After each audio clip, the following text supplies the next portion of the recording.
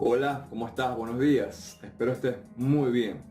El día de hoy vamos a hablar un poco sobre lo que es la aproximación del sindicalismo o de la organización sindical en Venezuela en lo que se refiere a nuestra historia contemporánea.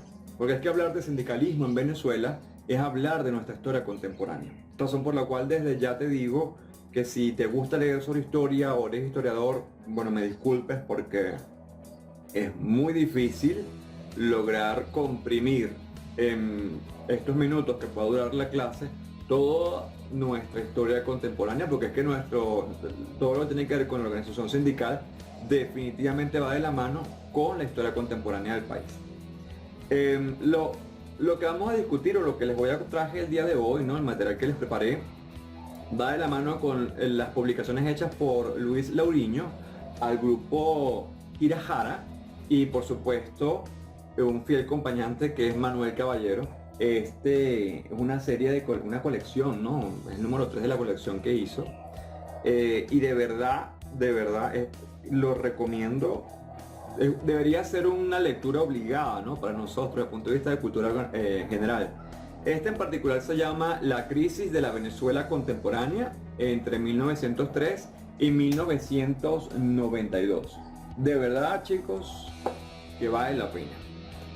Ok, entonces vamos a comenzar. Cuando hablamos de sindicalismo en Venezuela, cuando hablamos de organización sindical, estamos hablando de que el nacimiento del sindicalismo como tal en nuestro país contempló lo que se denomina por algunas personas como un obrerismo embrionario, ¿no? En el que se hace mención a diferentes procesos que se configuraron en lo que fue mayoritariamente en la segunda década del siglo XX. En esta misma etapa incluso se considera lo que es el nacimiento como tal del sindicalismo, y esto se da más o menos en 1936. Y lo vamos a discutir un poco más adelante. Te recuerdo que es una clase muy histórica, de verdad. Y de nuevo, una vez más, disculpen, pero es que incluso vale la pena hacerlo. O sea, disculpen si me faltan cosas, porque seguramente van a faltar cosas. Pero esto vale la pena hacerlo, por indistintamente la carrera que uno estudie, porque es que, como dijo Napoleón Bonaparte, el que no conoce su historia definitivamente está condenado a repetirla. Entonces, bueno, esto es nuestra historia, ¿no? Como venezolanos. Ok, luego vendría entonces una segunda etapa, ¿no? Y en la segunda etapa hablamos de un congelamiento, puesto que hace referencia a un periodo histórico de aproximadamente 10 años en el que la organización sindical de Venezuela tuvo que literalmente darle un alto, tuvo que detenerse, tuvo que parar y hacer frente a lo que fue un gobierno dictatorial, ¿no? Y hacer frente junto a las demás partes políticas del país en su momento para luchar por ese sueño, por ese ideal de libertad que históricamente los venezolanos hemos tenido, ¿no? Entonces, definitivamente se detiene el desarrollo de la organización y luego, bueno, vendría una tercera etapa que pues corresponde a los diferentes procesos que permitieron alcanzar, yo diría que la cumbre del sindicato o de la organización sindical en Venezuela, ¿no? Y esa etapa que se la denomina desarrollo y consolidación sindical, pues hay quienes la pudiesen incluso relacionar o la relacionan con el Golden Age o con una edad dorada del sindicalismo. Porque definitivamente pues alcanzó los mayores logros del mismo en este momento histórico, producto de la evolución, del aprendizaje, de la experiencia. Y bueno, al menos esto es lo que dicen los historiadores, pero de nuevo, Napoleón Bonaparte, el que no conoce su historia está condenado a repetirla. Ok, entonces, bien, luego de este momento histórico, entonces vendría una etapa que corresponde en un principio, luego de la dictadura de Pérez Jiménez, con un espíritu de unidad, ¿no? De unidad nacional, de unidad política, de los diferentes grupos políticos del país, económicos, sociales, pero que lamentablemente pues como que no se consolidó muy bien y por ende no permitió que se aproximara bien, o no se diese una buena aproximación, mejor dicho, hacia las bondades que que puede dar o que pudo dar la conectividad entre las partes. O sea, a partir de los años 70, más o menos, comienza lo que se llamó o se llama como bonanza económica, producto de los altos ingresos del petróleo, nuestro amigo petróleo en Venezuela, que tanto bien y tanto mal nos ha hecho. Y bueno, entonces ese momento de esa bonanza petrolera definitivamente tuvo efectos directos sobre lo que es la organización sindical. Y bueno, le permitió consolidar un poder político que definitivamente nunca antes tuvo. La última etapa tiene relación con lo que es el deterioro del movimiento sindical, ¿no? En el que también la organización es, de nuevo, una vez más arrastrada por una crisis política, económica y social de grandes magnitudes, definitivamente, ¿no? Y que tuvo, mejor dicho, como epicentro lo que coloquialmente le llamamos a Viernes Negro, ¿no? Y es ese momento histórico en el que creo yo que marcó un antes y un después en nosotros como entidad nacional, y es el referente a la devaluación de la moneda, que por supuesto vino de la mano con la explosión social denominada el Caracazo, la formación del chiripero, luego el tema del ascenso al poder del expresidente Chávez, ahora de Maduro, ¿no? Entonces, de esa manera podemos, empiezo yo a concluir y darle punto final hasta lo que ahora ha sido el estudio de las etapas que, bueno, que nos permiten aproximarnos una vez más a el socialismo o a la organización sindical y a la conformación del mismo en Venezuela, en lo que se refiere a la historia contemporánea de nuestro país, que es donde ha estado enmarcado. Entonces, bueno, yo espero que esto dure 20 minutos, pero es largo, es bastante largo, pero muy enriquecedor y bien importante. Entonces, ok, vamos con los primeros tiempos, ¿no? Lo que es el nacimiento, ese llamado obrerismo embrionario. Y es que en Venezuela el movimiento obrero organizado se inició definitivamente, ¿vale? Yo pienso que esto es bien importante que hagamos acotación a ello, porque se inicia y se desarrolla conjuntamente con la industria del petróleo, ¿no? Vinculándose a lo que esto significa.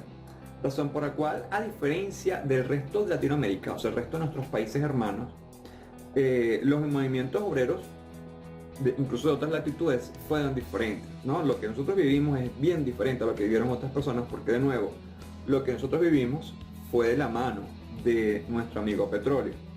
Entonces, de esta manera, los orígenes de nosotros, de alguna manera, ocurren en lo que es la segunda revolución industrial sin siquiera haber pasado por los efectos de la primera revolución industrial. Entonces, esto, si lo pensamos un segundo, condiciona el carácter, ¿no? de lo que es la clase obrera, el poder, del comportamiento político, ideológico de nosotros como venezolanos, ¿no? En ese momento, y que nos ha arrastrado en el paso del tiempo. Sí existieron diversas organizaciones en su momento, ¿no? De trabajadores durante esas primeras 2 décadas del siglo XX. Sin embargo, bueno, de nuevo, como podrán imaginarse, tuvieron que enfrentar una capacidad de acción bien limitada, ¿no? Desde el punto de vista de funcionamiento, dadas las características autocráticas y dictatoriales del gobierno, de nuevo, en ese momento dictatorial, como ya lo he dicho varias veces, de Juan Vicente Gómez. Creo que sabemos, o podemos imaginarnos, ¿no? Lo difícil que pudo haber sido. Entonces, entre estas organizaciones destacan las que estuvieron, vinculadas a las actividades ferrocarrileras, a las artes gráficas, a los linotipos, a la tipografía, a la agricultura e incluso pues a la artesanía, que para ese momento era todavía bien importante. De nuevo, destacan las organizaciones de actividad ferrocarrilera. Estas actividades tuvieron un desarrollo que obedecieron al impulso que fue gubernamental, dado por el gobierno, ¿no? O gubernamental. Y yo me atrevería a decir que se dio desde aproximadamente los últimos 30 años del siglo XIX, que es el que estamos en este momento discutiendo. Y bueno, y que luego vino de alguna manera afirmada o auspiciada por los gobiernos de Antonio Guzmán, de Joaquín Crespo, de López, en fin, ¿no? con un aspecto meramente fundamental en lo que es la relación de las políticas públicas. De nuevo, recordemos que cuando hablamos de políticas públicas estamos hablando del sistema de políticas de bien social que los gobiernos de turno pues proponen y tratan de ejecutar en su periodo. Esto estuvo, por supuesto, caracterizado por la influencia del pensamiento liberal de la época. A este proyecto político también se le dio continuidad, o le dieron continuidad a los gobiernos de Juan Pablo Rojas y de Joaquín Crespo. Ok, en el año 1904 se produjo en La Guaira un conflicto, uno de sus primeros conflictos de nuevo del siglo XX. Luego en 1908 se presentaron también una serie de protestas seguidas por las huelgas de los telegrafistas. En el 1911 se muestra un descontento de los artesanos, cigarreros de aquí de Valencia, producto de un decreto que redujo sueldos y salarios de empleados, en particular de los empleados públicos. Entonces se da, y esto es importante decirlo, se da lo que es la primera huelga de carácter nacional, ¿no? Y esto se dio en 1914, que luego fue tratada de imitar en cuanto a su alcance en 1930, pero que por supuesto la represión y la respuesta fue contundente desde el punto de vista del gobierno que pues, era gomecista. En 1918 se da la huelga de los empleados y obreros del ferrocarril de Tucacas a Aroa. En ese mismo año también se puede destacar la presencia, podemos destacar la presencia de los españoles que estaban procedentes de Cataluña y de Bilbao, huyendo de la represión que ellos vivieron allá para esa fecha. Sin embargo, luego, pues algunos historiadores como Salinas señalan que a pesar de que ellos ayudaron a fundar los gremios de trabajadores de calzado, de panaderos, de telegrafistas, para 1925 prácticamente ya habían desaparecido. Ok, a partir de ese mismo año, en el ámbito internacional suceden cosas bien interesantes. Por ejemplo, se destaca lo que es la fundación de la Tercera Internacional Obrera, por allá por 1919, y algo bien importante que es la creación de la Organización Internacional del Trabajo, ¿no? Que bueno, marcó la pauta para el mundo y para Venezuela. Sin embargo, con Vicente Gómez, en 1928 funda lo que es la Federación Obrera de Venezuela. Fíjense, ¿no? Qué coincidencia. Y esta federación tenía, a pesar de que tuvo un carácter oficial y ser la primera de nuestra historia, va de la mano con la promulgación de una ley, de la primera ley del trabajo. Pero fue simplemente un formalismo. Recuerden que estamos en dictadura, o en este momento estábamos en dictadura. Y pues entonces fue un formalismo, porque la idea era simplemente dar cumplimiento a convenios con la OIT, o sea, la Organización Internacional del Trabajo. Y esta era una estrategia oficial, ¿no? Para que pues pudiesen existir estos convenios. Pero, y bueno, un poco para callar la opinión pública, pero bueno, luego nos daremos cuenta que todo se vino abajo, porque pues en dictadura las cosas poco funcionan una vez que la verdad sale a flote. Sin embargo, la ley permitió la función y la fundación de los sindicatos, pero de nuevo sin su afiliación a las organizaciones internacionales. Llega el año 1929 y surge la Organización Sindical Venezolana denominada Federación Obrera de Venezuela, que estuvo, por lo que estoy investigando, constituida por aproximadamente 30 sindicatos sindicales en el país. Esta organización también tiene un papel bien importante desde un punto de vista político en lo que fue el hacerle frente al gobierno dictatorial de Juan Vicente Gómez.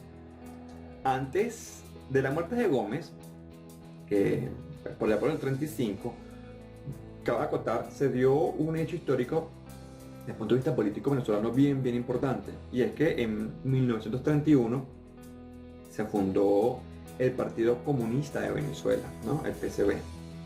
Y se dice que es importante porque, bueno, conjuntamente con el que luego fue fundado Conexión Democrática, fueron los principales impulsores de la clase obrera en Venezuela. Entonces así comenzamos a hablar de lo que es el nacimiento del sindicalismo. Entonces en 1936 llega al poder Eleazar López Contreras, hay quienes dicen que fue un heredero político de Gómez y pues también era un militar y bueno, era de su entera confianza, lo cual hizo que fuese considerada por la oposición política venezolana de ese momento como una pieza clave y muy peligrosa para lo que se presentaba como una posible continuidad del gomecismo y de los intereses del mismo. De manera que, pues, no iban a estar muy dispuestos a simplemente quedarse de brazos cruzados y mucho menos permitir que continuara esas ideas propias de la dictadura de Juan Vicente Gómez. Entonces se comenzaron a ver diferentes acciones que pues ponían en evidencia el vínculo cada vez más masivo entre lo que fue la clase obrera y las actividades políticas, porque eso de nuevo, como comencé comentando la clase, es una cosa va de la mano de la otra. La historia política venezolana va de la mano con lo que ha sido el auge o lo que fue el auge y el crecimiento de los grupos sindicales, de la organización sindical venezolana. Entonces, por un lado, van a tener los comunistas, ¿no? Lo que tiene que ver con el Partido Comunista de Venezuela, y por otro lado, entonces tenemos a lo que son los sociales demócratas, como por ejemplo Acción Democrática, ¿no? AD. Y ellos se van a disputar, o se disputaron en ese momento, la distribución, ¿no? o la disposición de esos grupos organizados para lo que era el control de las masas obreras del país, algo bien importante en ese momento. Y fueron dos corrientes políticas que entonces, de las cuales se desprendieron muchas otras, ¿no? Y de las cuales se desprendieron, por supuesto, estrategias distintas para abordar los diferentes problemas o las causas que originaban problemas en el país, ¿no? Y por supuesto, desde un punto de vista de organización social. Todo esto con miras, por supuesto, a construir país, a construir nación. Entonces, por un lado tuvieron las estrategias derivadas de la doctrina política marxista-leninista, ¿no? Adoptada, por supuesto, por los comunistas. Y por otro lado, las estrategias derivadas de la doctrina socialista, que pusieron en práctica algunos líderes políticos, como por ejemplo Rómulo Betancourt y Raúl León. Y esto es algo, bueno, que si se pueden ver, la mayoría de los partidos políticos venezolanos, históricamente, han sido de tendencia socialista, ¿no? En el año 1936, o este año mejor dicho, entonces un año de mucho dinamismo en lo que se refiere a la organización del movimiento obrero en Venezuela. Y en poco tiempo, pues entonces ya tenemos, o nacieron muchos sindicatos. Algunos de ellos incluso llegando a exigir de la negociación de contratos colectivos.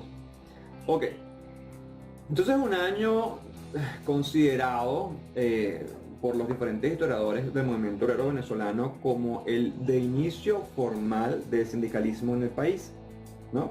En el mismo febrero del año 1936 se crea lo que es la Asociación Nacional de Empleados, ANDE, que sin perder el tiempo, de una vez, ellos, pues, la misma convoca a un paro general en la ciudad de Caracas. Mismo año, en el gobierno de López Contreras, entonces crea lo que es la Oficina Nacional del Trabajo, base para lo que a futuro será el Ministerio del Trabajo y luego el Ministerio Poder Popular. A su vez, se promulga la Ley del Trabajo. Fíjense ustedes, ¿no? Y tampoco estamos hablando de hace mucho tiempo, es algo relativamente nuevo o contemporáneo, valga la redundancia, a nosotros. Entonces se comienzan de alguna manera a crear las condiciones para que se inicie el desarrollo formal del sindicalismo en Venezuela. En 1937, que bueno, fue un año bien difícil, con la promulgación de la Ley de la Defensa del Orden Público, entonces se declaró una importante huelga, tanto en sus contenidos, que eran interpretados por el movimiento obrero como un peligroso ataque a la consolidación de las recientes libertades que habían sido alcanzadas, pero lo más importante de la huelga es que dio inicio a acuerdos, ¿no?, entre las dos fuerzas políticas opositoras más importantes del país para ese momento, ¿no?, que estaban centradas en estrategias de lucha, de nuevo, para atacar o enfrentarse, valga la redundancia, al gobierno de Eleazar López Contreras. Poco por la visión de que si se daba continuidad o no lo que estuvo ocurriendo con con Vicente Gómez. Las políticas del gobierno, luego de Isaías Medina Angarita, estuvieron un poco más moderadas, ¿no? Desde el punto de vista de lo que fue su comparación con el antecesor. Entre las primeras acciones que podemos rescatar de su gobierno podemos encontrar lo que es la implementación de la educación cooperativista entre los obreros. El cooperativismo se convirtió entonces en una herramienta bien importante o fundamental en el gobierno, ¿no? Para alcanzar lo que se buscaba, que era la armonía entre los diferentes actores laborales. También en el año 1942 se creó lo que es el Seguro Social Obligatorio, que todavía, pues, a la fecha perdura. Miren, ya bastante tiempo, yo creo que no voy a poder dar toda la clase el día de hoy, vamos a tener que partirla, pero bueno, vamos a tratar de abarcar lo más que se pueda. Luego, entonces, existieron una serie de reivindicaciones que fueron exigidas por los trabajadores, y estas se resumían básicamente en derecho a la contratación colectiva, a las libertades sindicales y por supuesto a los aumentos salariales.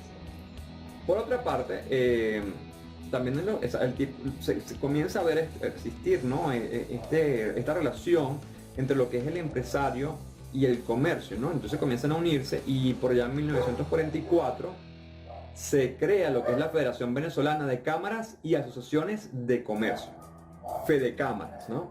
Bien comentado incluso hoy día, como una especie de espacio unitario que pues abogaría por los intereses de los empresarios y de los comerciantes del país.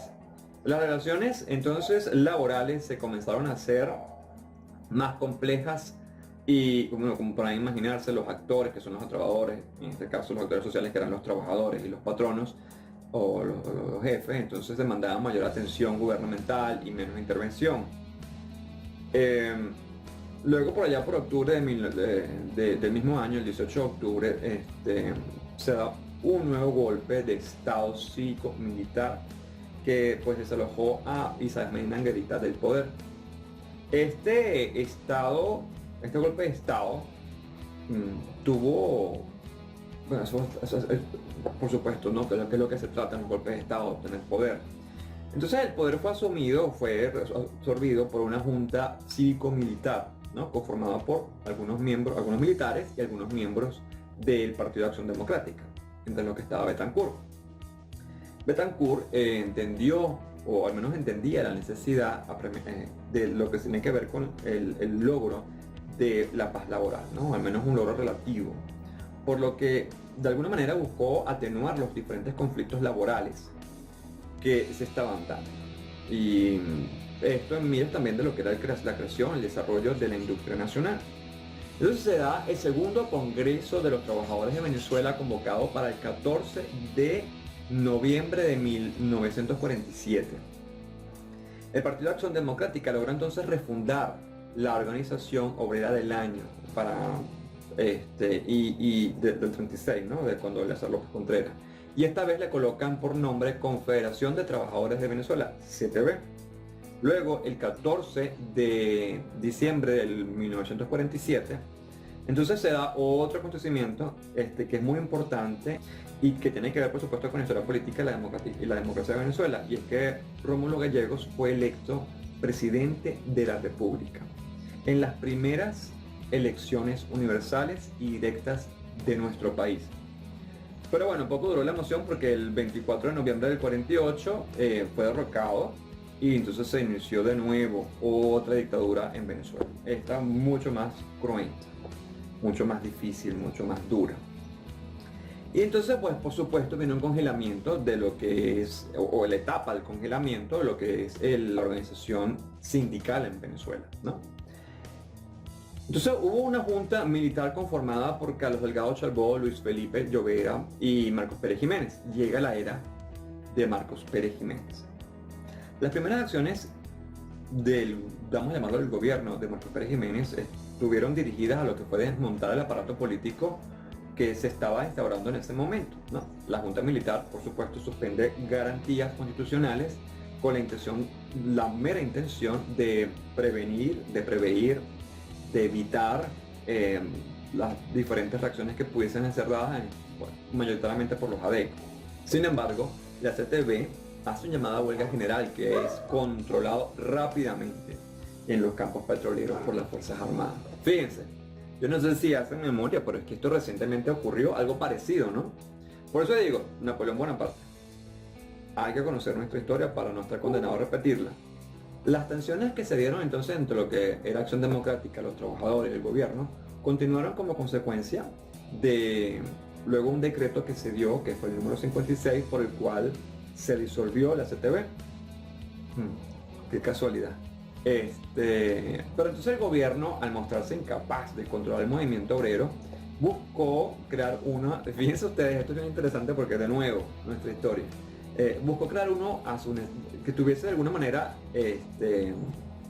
diseñado a sus necesidades, diseñado a su medida. Entonces así nace el movimiento sindical independiente de los trabajadores, que luego su nombre pues cambia, o su razón incluso cambia, lo que fue la Confederación Nacional de Trabajadores, CNT, y eso sucedió al año siguiente.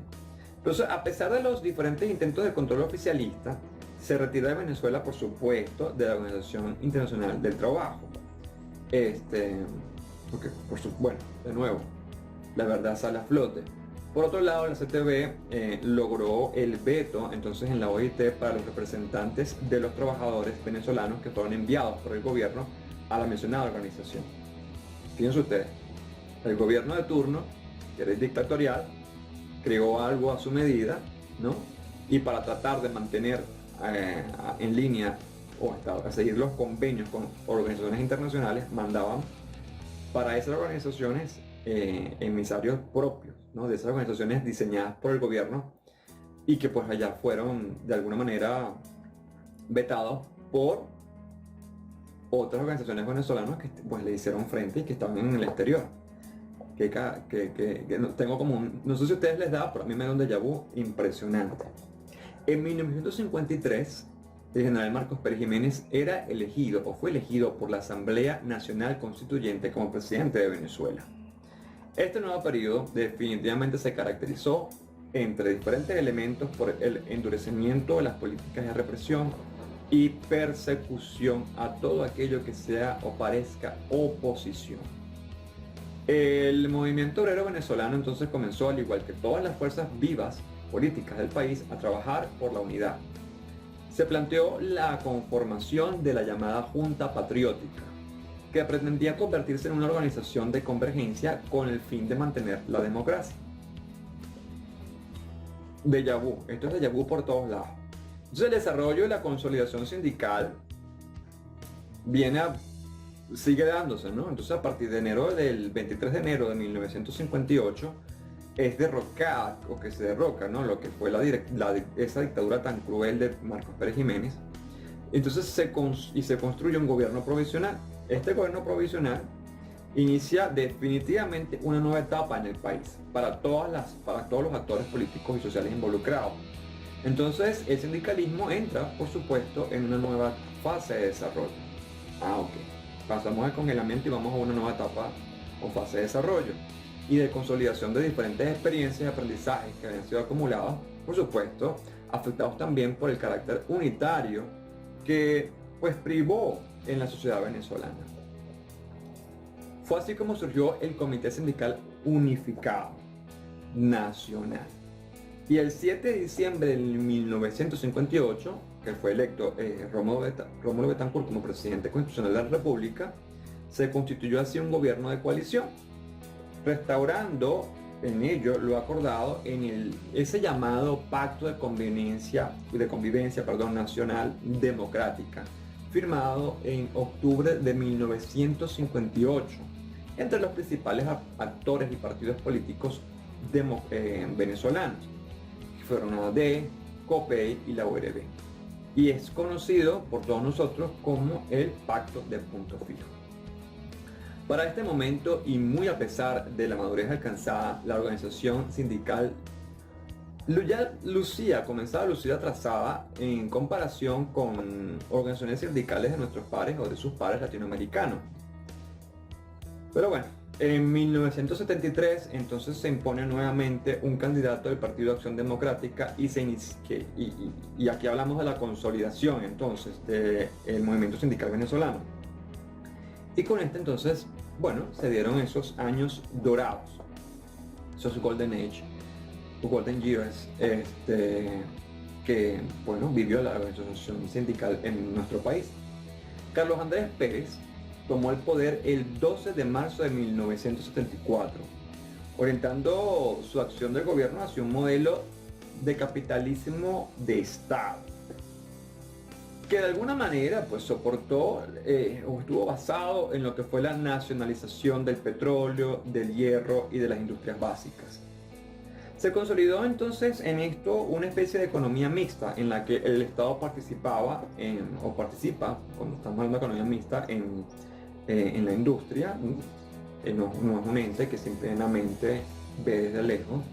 Y se consolida en este periodo de consolidado mixta también una especie de relativa paz, ¿no? y tranquilidad laboral, debido entre varias causas a que pues existió un marco jurídico desarrollado a través de diferentes decretos presidenciales con el fin de garantizar un conjunto de beneficios económicos para los diferentes trabajadores. Y bueno, lamentablemente o no lamentablemente. Y bueno, ahora en la siguiente etapa vendría a ser lo que es el deterioro del movimiento sindical. Y los primeros avisos de este deterioro se da justamente al final del ejercicio presidencial de Jaime Lucinchi. Los sindicalistas estaban exigiendo un conjunto de medidas que, bueno, por supuesto, involucraban lo que era el aumento salarial, la inamovilidad laboral. Ya comienza a tomar este nombre o este concepto vigencia e importancia, pienso yo al menos, y me perdonan si no están de acuerdo conmigo, un importante auge en nuestro país. Y el control de precios sobre un conjunto de productos, por supuesto, de la cesta básica. Ya sabemos lo que ocurre, los venezolanos estamos, creo que bien claros en lo que ocurre con controles de precios y cuando hay una movilidad laboral, sobre todo por periodos extendidos de tiempo. En medio de este panorama, asume por segunda vez el líder de Acción Democrática para este momento, Carlos Andrés Pérez, el mandato, ¿no? o el periodo presidencial, o el poder que viene con esto.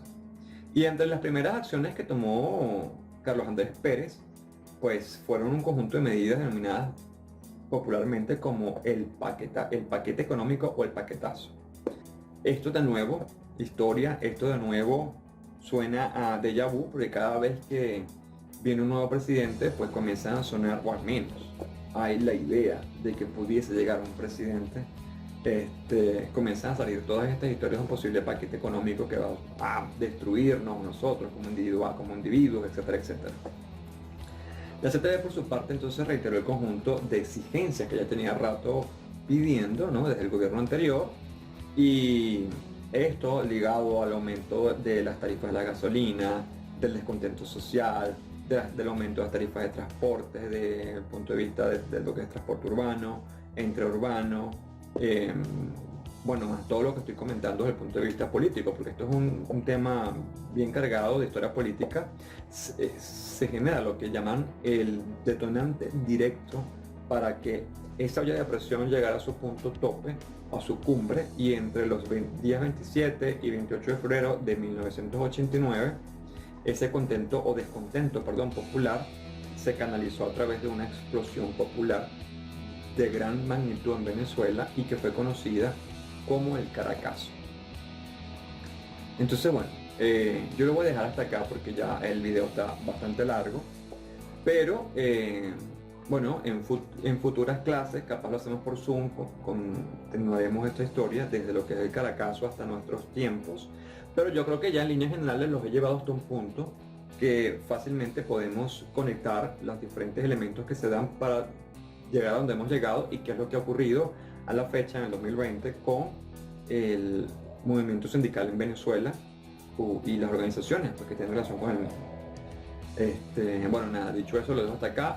Espero pases un feliz día, espero te haya gustado.